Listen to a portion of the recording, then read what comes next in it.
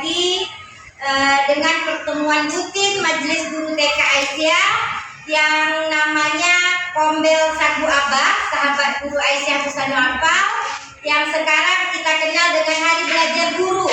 Hari Belajar Guru itu dilakukan 1 minggu 1 kali. Jadi kita bertemu pada hari ini untuk kegiatan Hari Belajar Guru. Adapun hari ini saya akan menyampaikan terkait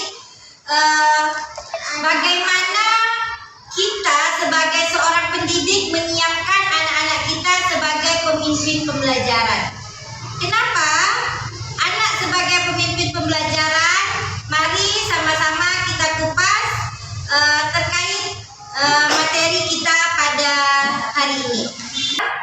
Di mana pembelajaran konstruktif menekankan bahwa pembelajaran adalah proses aktif individu membangun pemahaman mereka tentang dunia melalui pengalaman dan refleksi. Jadi, ketika anak-anak memiliki kesempatan untuk memimpin pembelajaran, secara alami anak akan terlihat aktif dalam proses tersebut. Berdasarkan Albert Bandura, anak itu belajar melalui mengamati orang lain termasuk teman sebaya. Kalau berdasarkan Howard Gardner, menghargai keunikan individu, teori ini mengakui bahwa ada beberapa jenis kecerdasan. Memberikan peran kepemimpinan dalam pembelajaran dapat menunjukkan kekuatan mereka dengan berbagai cara. Jadi inilah kenapa anak-anak harus menjadi sebagai seorang pemimpin pembelajaran. Jadi ini bukan hayalan belaka, tapi ini ada landasan teorinya, udah ditemukan gitu. Ya, bunda-bunda semua.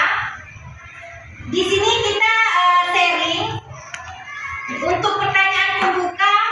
Saya pengen bunda-bunda berpendapat.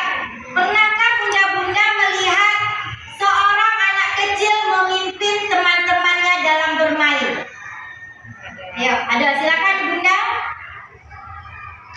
Contoh. Iya, contoh anak yang memimpin kegiatan yang bermain dengan teman-temannya. Contohnya seorang anak dia bermain petak umpet dan dia mengajak anak kawan-kawannya untuk bermain petak umpet dan memberikan sedikit cara bermainnya. Menginstruksikan cara main. Oke, baik, terima kasih. Yang lain ada ingin berpendapat? Bermain anak-anak yang benar ini dia mengatur kalau yang ini bagiannya memasak, yang ini jualan, yang ini nanti yang membeli. Nah, seperti itu. Jadi dia mengatur dulu temannya sebelum dia bermain, setelah itu baru bermain bersama. Oke, siap. Keren. Yuk semuanya aplaus untuk kita semua untuk menciptakan diri kita. Jadi bunda-bunda semua, jika kepemimpinan itu kita kembangkan dalam proses pembelajaran hari-hari anak didik kita di kelas nih, kira-kira apa gambaran pembelajaran yang akan terjadi di kelas bunda-bunda semua?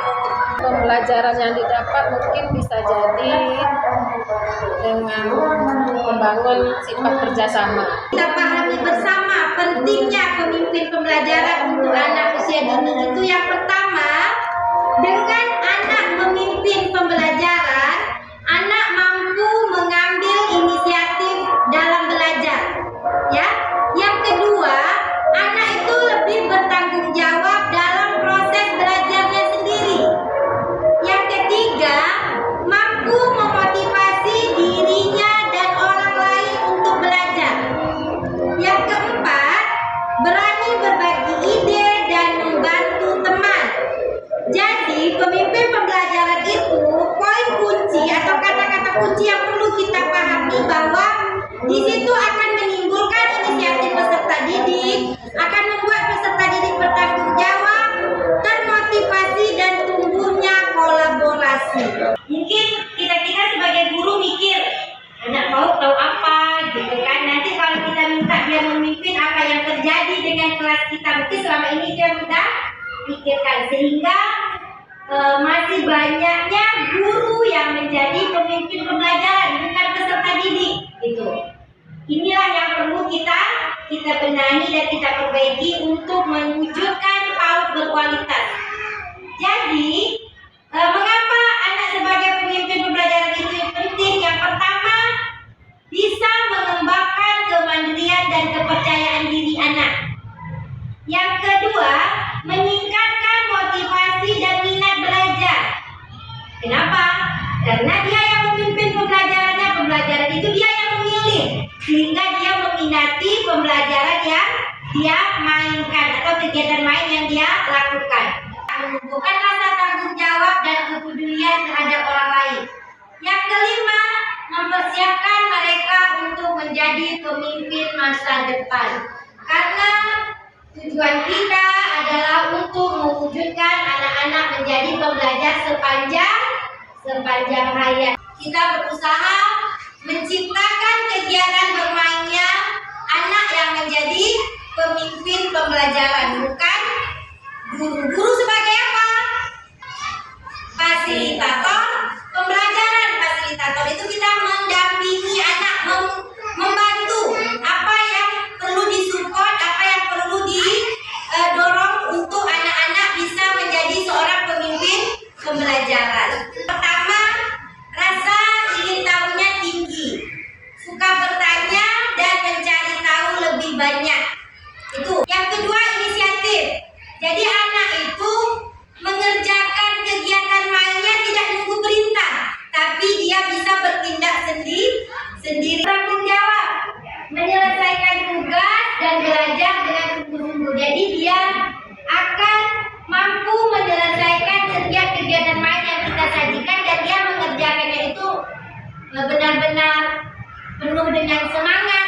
Kolaboratif, suka bekerja sama dan berbagi dengan teman-teman. Komunikatif, anak mampu menyampaikan ide dan mendengarkan ide orang lain. Jadi kalau kita sering melakukan kegiatan-kegiatan proyek yang melibatkan beberapa anak, tidak kegiatan individual, karena kegiatan kolaboratif ini harus kegiatan yang berbentuk proyek kerjasama. Disitulah akan mampu melahirkan anak yang bisa menyampaikan ide-ide kreatif mereka dari pengalaman dan kesalahan. Jadi pembelajaran hari ini bisa jadi pembelajaran anak untuk hari esok. Orang yang perlu disupport guru dan orang tua. Kenapa harus ada orang tua? Karena anak usia dini itu tidak lepas dari pantauan guru dan orang tua. Karena mereka masih butuh dorongan dari orang dewasa. Dan orang tua yang pertama itu menciptakan lingkungan belajar yang mendukung. Apakah teman-teman selama ini di kelas sudah merasa menyiapkan kegiatan main yang mendukung kegiatan anak atau belum? Nah, ambil LK, kerjakan halaman sekian, nomor sekian, masih ada seperti itu? Karena LK itu mematikan imajinasi anak. Ya, kenapa mematikan imajinasi? Karena kegiatannya udah tersusun nih. Contoh, melipat barang lepas atau lost part yang kita kenal, itu kan anak lebih bisa mengapresiasikan ide-ide mereka. Yang berikutnya yaitu memberikan kesempatan untuk mengambil inisiatif tadi ya. Jadi dia belajar memang berdasarkan keinginan dia. Melibatkan anak dalam perencanaan kegiatan. Dalam Bunda menyusun perencanaan, apakah sudah melibatkan peserta didik? Kadang sebelum pulang tuh kita masih kemana ya, Refleksi lah ya, untuk kegiatan besok apa.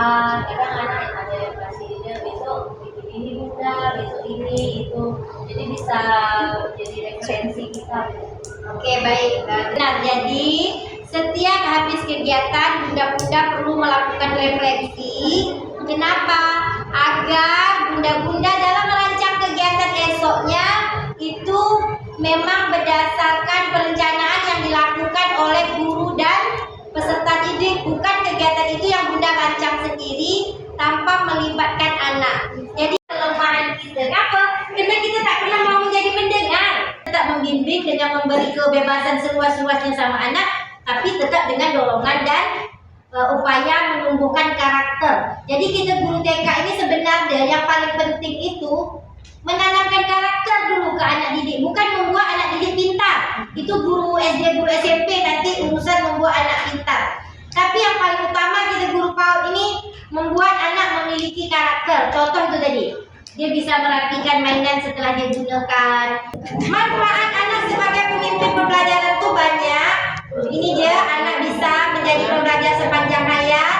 Anak kritis, kreatif, kooperatif, dan komunikatif. Dia mampu beradaptasi dengan perubahan, menjadi individu yang mandiri dan bertanggung jawab. Berpotensi menjadi pemimpin yang efektif dari berbagai bidang. Jadi kesimpulan dari materi kita pada hari ini, setiap anak itu memiliki potensi kepemimpinan dalam dirinya. Mendukung anak sebagai pemimpin pembelajaran adalah investasi untuk masa depan mereka. Jadi, mari bersama-sama ciptakan lingkungan belajar yang memberdayakan anak untuk menjadi pemimpin bagi diri sendiri dan orang lain. Ya, ini kesimpulan dari materi kita. Nanti boleh dipelajari. Sekian dari Kak Nani terkait anak sebagai pemimpin pembelajaran.